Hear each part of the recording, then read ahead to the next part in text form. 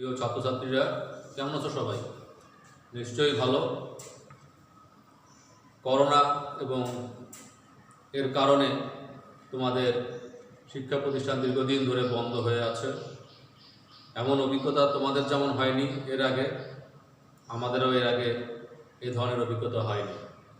কাজেই এই বৈশ্বিক মহামারীতে নিজেকে নিরাপদ রাখার জন্য আমরা সরকারের নির্দেশনা অনুযায়ী শিক্ষা প্রতিষ্ঠান বন্ধ রেখে অনলাইনে সফট ক্লাস নিচ্ছি। আশা করি তোমরা এই ক্লাসগুলো দেখছো। তারই ধারাবাহিকতায় রংপুর সরকারি সিটি কলেজে থেকে আমরা বেশ কয়েকটি ক্লাস, সব বিষয়ভিত্তিক ক্লাসগুলো ইউটিউবে আপলোড দিচ্ছি। আমরা দেখছি যে তোমরা সেগুলো অনেকেই দেখো। তা আমরা চাই আরও বেশি বেশি করে দেখো, কারণ ভিউয়ার্স আমি দেখছি যে ভিউ কোনো সাবজেক্টে খুব কম আর কোনো সাবজেক্টেও বেশি। আবার দেখা যাচ্ছে যে তোমরা যারা বর্তমানে আমাদের কলেজের ছাত্র, তাদের চাইতে আমাদের প্রাক্তন ছাত্রছাত্রীরা বেশি দেখছে। তাদের তো উপকার হচ্ছে, তারা বিশ্ববিদ্যালয়ের প্রস্তুতির জন্য এই ক্লাসগুলো নাকি তাদের উপকার হচ্ছে, অবশ্যই তাদের উপকার হবে, কিন্তু তোমাদেরও দেখা দরকার। আমরা চাই তোমরা এগুলোর সাথে আরও সংযুক্ত হও। যাই হোক, আমি ব্যবসা সংক্রান্ত ব্যবস্থাপনার দ্বিতীয় পত্রে অর্থাৎ ব্যবস্থাপনার দ্বিতীয় অধ্যায়টি আজকে আলোচনা করব। দ্বিতীয় অধ্যায় আছে ব্যবস্থাপনার নীতি, প্রিন্সিপালস অফ ম্যানেজমেন্ট। ব্যবস্থাপনার নীতি। নীতি বোঝো? নীতি কি? নীতি হচ্ছে কিছু নিয়ম, পথ নির্দেশনা। নীতির সাথে নিয়ম তো জড়িত থাকে না, নিয়ম নীতি আমরা বলি। নীতি হচ্ছে কোনো একটা কাজ করবে, কিভাবে করবে সেটা তোমাকে দেখিয়ে দেবে যে এই কাজটা এভাবে করতে হয়, এটা এভাবে করতে হবে, ওটা ওভাবে করতে হবে। তাহলে এটাকে একটা গাইডলাইন। নীতিকে বলা হয় কোনো কাজ পরিচালনার জন্য পথ নির্দেশনা। ঠিক আছে? ব্যবস্থাপনার নীতি কি? ব্যবস্থাপনার নীতি হচ্ছে একটা প্রতিষ্ঠানের ব্যবস্থাপনা কিভাবে পরিচালিত হবে তার কিছু আইনগত পথ নির্দেশনা।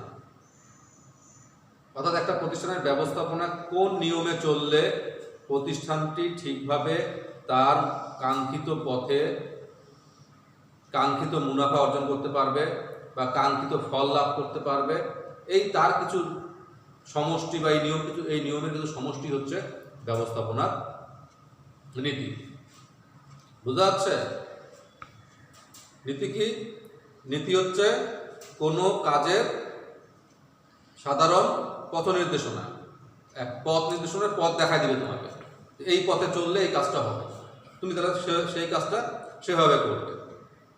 ব্যবস্থাপনা নীতি কি? ব্যবস্থাপীয় কাজগুলো কিভাবে তুমি করবে, ম্যানেজারিয়াল কাজগুলো তুমি কিভাবে করবে সেটা তোমাকে দেখিয়ে দেবে যে এই কাজটা এভাবে করতে হবে।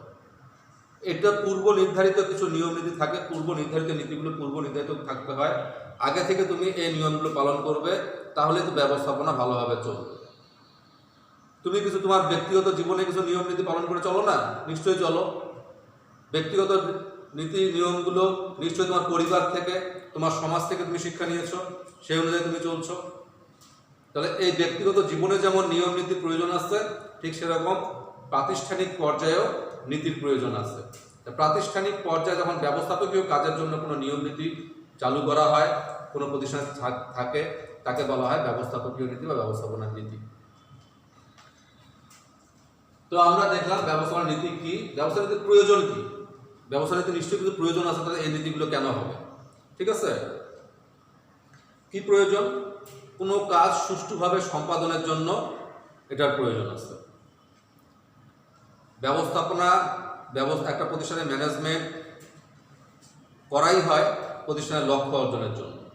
আর প্রতিষ্ঠানের লক্ষ্যটা যেন সুষ্ঠুভাবে অর্জিত হয়, সুষ্ঠুভাবে সম্পাদিত হয়, এই জন্য নিয়ম নীতিগুলোর প্রয়োজন আছে। দিক নির্দেশনা প্রদান। প্রতিষ্ঠানে যে শ্রমিক কর্মী, সাধারণ কর্মীরা থাকে, তারা কিভাবে চলবে, কোন কাজটা কখন করবে, কিভাবে কার দ্বারা কোন কাজ হবে, এই দিক নির্দেশনাগুলো প্রদানের জন্য এই ব্যবস্থাপকীয় নীতির প্রয়োজন আছে। সম্পদের সুষ্ঠু ব্যবহার। একটা রাষ্ট্রে যেমন সম্পদ থাকে, একটা প্রতিষ্ঠানে বিভিন্ন সম্পদ থাকে। একটা প্রতিষ্ঠানে মানব সম্পদ থাকে কর্মী, অর্থাৎ মানব সম্পদ কর্মী সম্পদ থাকবে, তারপরে তার অর্থনৈতিক সম্পদ থাকবে, তার একটা মেশিনারিজ থাকবে, তার মূলধন থাকবে, তার ভূমি থাকবে। এই যে এই সম্পদগুলো যেন সুষ্ঠুভাবে ব্যবহৃত হয়, কোনো সম্পদ যেন মিসইউজ না হয়, অযথা পড়ে না থাকে। যখন যাকে যেভাবে ব্যবহার করতে হবে এই দিক নির্দেশনার মাধ্যমে এই সম্পদগুলোর সদ্ব্যবহার হয়। অর্থাৎ সম্পদের সুষ্ঠু ব্যবহারের জন্য, সমান ব্যবহারের জন্য এই ব্যবস্থাপনা নীতির প্রয়োজন আছে। তারপরে সুষ্ঠু কাজের পরিবেশ সৃষ্টি। নীতি থাকলে, কোনো প্রতিষ্ঠান নীতি থাকলে সেখানে যে একটা কাজের পরিবেশ, ভালো কাজের পরিবেশ বজায় রাখতে হবে, সেটা নীতির মধ্যেই উল্লেখ থাকবে। একটা ভালো প্রতিষ্ঠান যখন তার নিয়ম নীতি বা এই নীতিগুলো, গাইডলাইনগুলো তৈরি করবে, প্রণয়ন করবে, তখন তার মধ্যে কিন্তু এটাও থাকবে যে কাজের পরিবেশটা বজায় রাখতে হবে ভালো, সুষ্ঠু কাজের পরিবেশ। সুষ্ঠু কাজের পরিবেশ যদি সৃষ্টি না হয় বা বজায় না থাকে, তাহলে শ্রমিক কর্মীরা সেখানে কাজ করে কোনো আনন্দ পাবে না, মোটিভেটেড হবে না। তারপরে সুষ্ঠু নিয়ম নীতি দুর্নীতি এবং স্বজনপ্রীতি রোধ করে। যেখানে নিয়ম নীতি নেই সেখানে এসব আছেই। ওই যে বললাম, নিয়মের সাথে নীতি, নীতির সাথে নিয়মের কথাটা জড়িত আছে, অর্থাৎ শৃঙ্খলা, নীতি সব কিন্তু রিলেটেড বিষয়।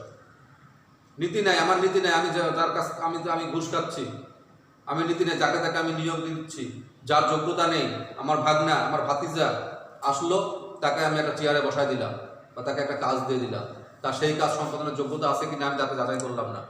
এগুলো হচ্ছে দুর্নীতি এবং স্বজনপ্রীতি।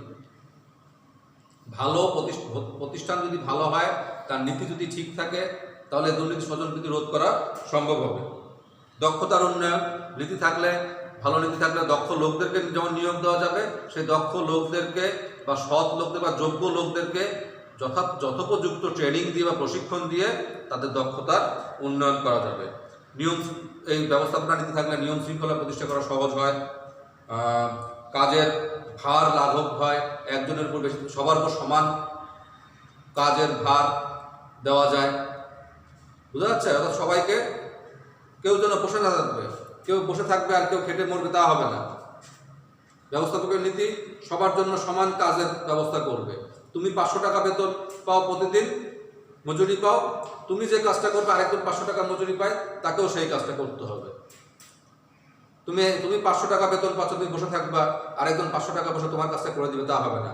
নীতি এই জিনিসগুলো নিশ্চিত করে। তারপরে নীতি শ্রম ব্যবস্থাপনা সম্পর্কটাকে মজবুত করে।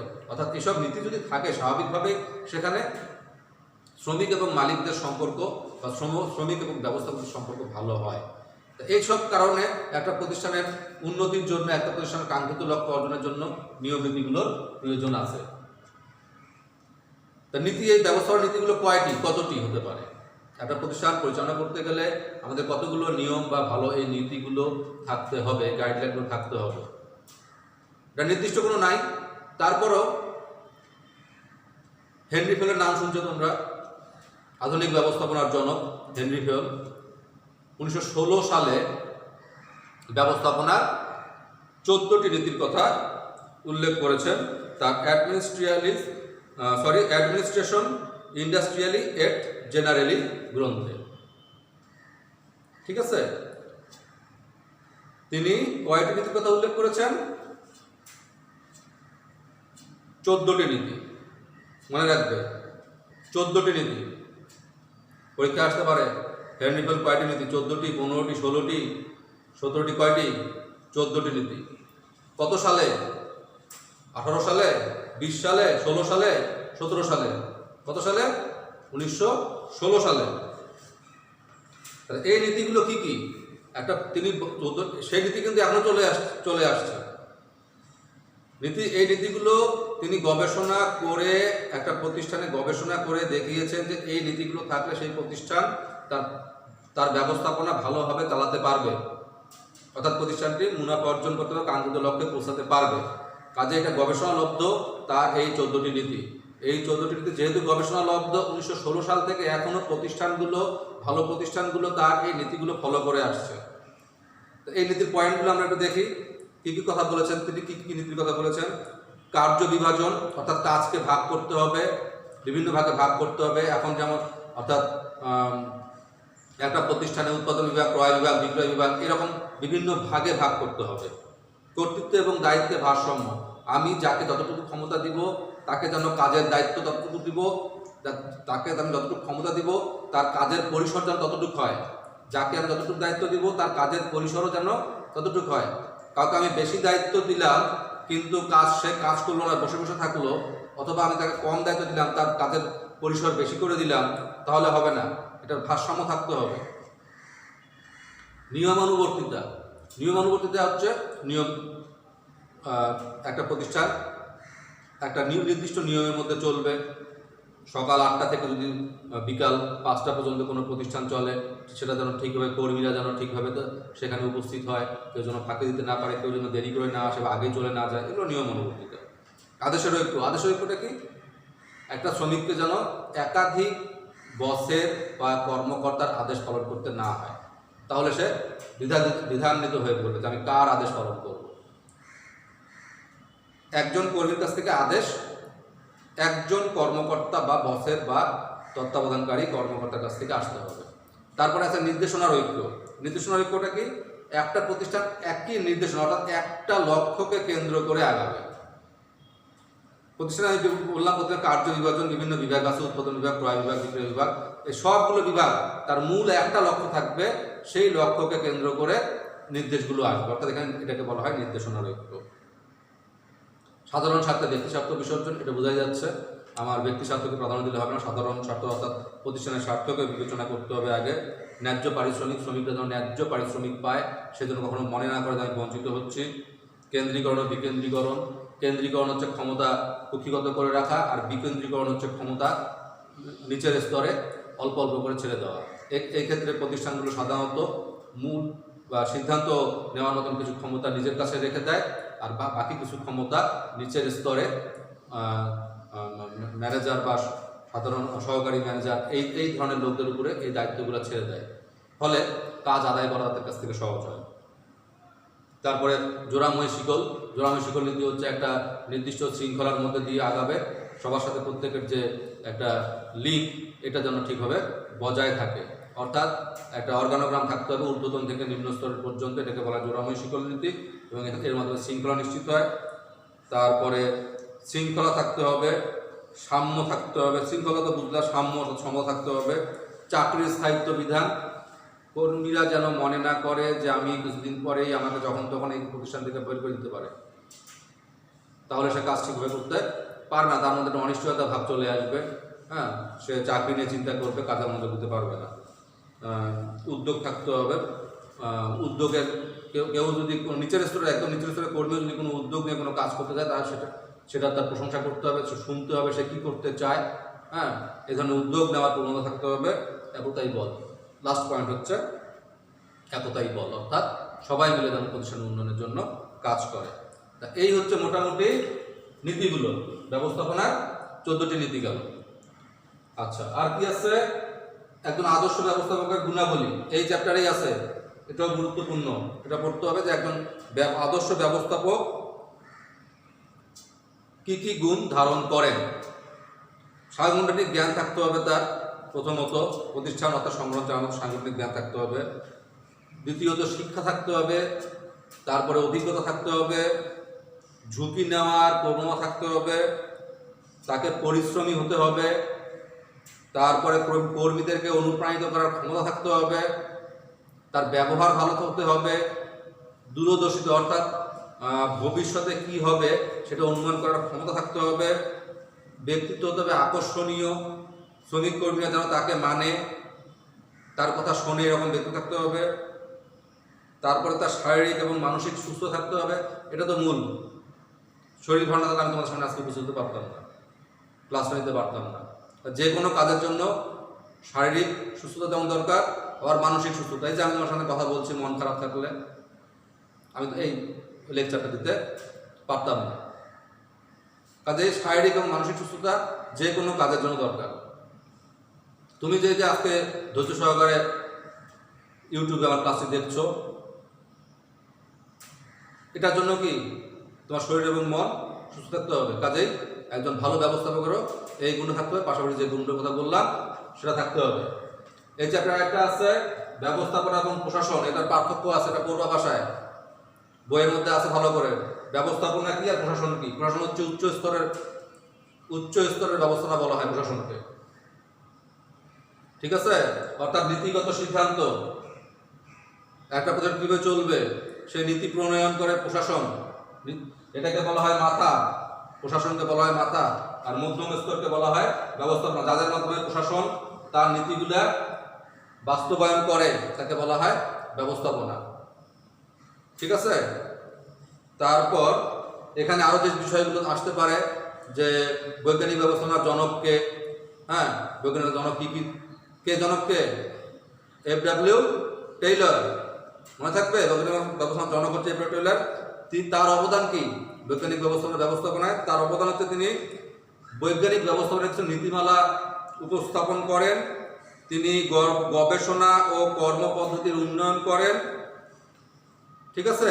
এই দুটি খুবই গুরুত্বপূর্ণ। কি করেছেন তিনি? বৈজ্ঞানিক ব্যবস্থার কিছু নীতিমালা উপস্থাপন করেছেন, বইয়ে আছে, পড়বা, আমি পড়িয়ে দিয়েছি এর আগে তোমাদের ক্লাসে। তারপরে গবেষণা এবং কর্মপদ্ধতির উন্নয়ন করেন, আর তিনি যে জিনিসটাকে গুরুত্ব দিয়েছেন সেটা হচ্ছে মানব সম্পদ। শ্রমিকদেরকে দাস হিসেবে বিবেচনা করা হতো, বৈজ্ঞানিক ব্যবস্থার মধ্যে এদেরকে সম্পদ হিসেবে বিবেচনা করা হয়েছে, শ্রমিক কর্মীদেরকে সম্পদ হিসেবে বিবেচনা করা হয়েছে। তিনি বলেছেন মানব সম্পদ, অন্যান্য সম্পদের ন্যায় কর্মীরা হচ্ছে সম্পদ, মানব সম্পদ, এদেরকে যথাযথভাবে ইউটিলাইজ করতে হবে, ব্যবহার করতে হবে, ঠিক আছে? তাদেরকে বেতন ভাতা, ভালো ব্যবহার, তাদের পরিবেশ উন্নয়ন এইসব করে ব্যবস্থাপনার সাথে শ্রমিক কর্মীদের একটা সম্পর্ক তিনি তৈরি করেছেন। এর ফলে শ্রমিকরা যেন সেই প্রতিষ্ঠানের জন্য নিজে থেকেই উদ্বুদ্ধ হয়ে কাজ করতে পারে, ঠিক আছে? যাই হোক, আজকে দ্বিতীয় অধ্যায়টি পড়লাম, ব্যবস্থাপনার দ্বিতীয় অধ্যায়, ব্যবস্থার নীতি সম্বন্ধে কিছু ধারণা দিলাম। আশা করি মোটামুটি ক্লিয়ার করতে পেরেছি। এখন বাকিটা তোমার উপর। আমি আগেও পড়িয়েছি, ক্লাসরুমে পড়িয়েছি এই জিনিসগুলো, আবার পড়ালাম যেন তোমাদের একটু ঝালাই হয়ে যায়, ঠিক আছে? আজকে তাহলে এই পর্যন্তই। ধন্যবাদ সবাইকে।